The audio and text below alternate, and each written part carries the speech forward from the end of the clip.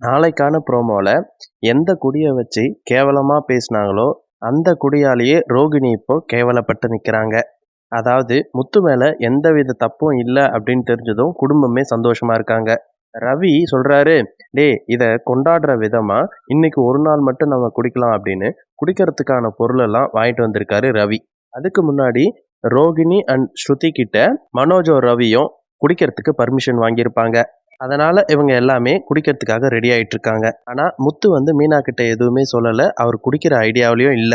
ஆனா இது தெரியாம ரோகிணி மீனா கிட்ட வெறுப்பேத்துற மாதிரி கீழே சொல்லிக்கிட்டு இருக்காங்க. அதாவது ரவியும் மனோஜும் என்கிட்டயும் ஸ்ருதி கிட்டயும் இன்னைக்கு ஒரு நாள் மட்டும் குடிச்சுக்கிறதுக்காக பர்மிஷன் வாங்கி குடிச்சிட்டு இருக்காங்க. நாங்களும் அதுக்கு ஓகேன்னு சொல்லிட்டோம்.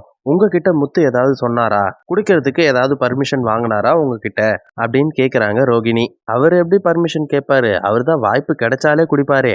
நல்லா குடிச்சிட்டு உளறிட்டு இருப்பாரு அப்படின்னு சொல்றாங்க. அதுக்கு மீனா கோபமாகி, என்னங்க ஓவரா பேசிட்டு இருக்கீங்க? என்னமோ உங்க ஹஸ்பண்ட் இந்த நாட்டையே குடியரசா மாத்திடுற மாதிரியும் குடிக்கிறதுக்கு பர்மிஷன் வாங்குறதெல்லாம் பெரிய விஷயமா பேசிட்டு இருக்கீங்க.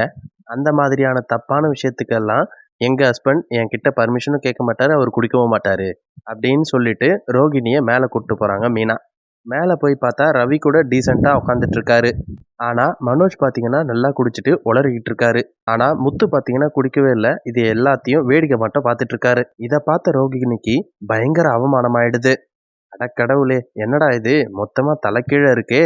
ச்சே, என்ன பண்றதுன்னே தெரியலையே, இவகிட்டலாம் அசிங்கப்பட வேண்டியிருக்கு அப்படின்னு நினைச்சிட்டு இருக்காங்க.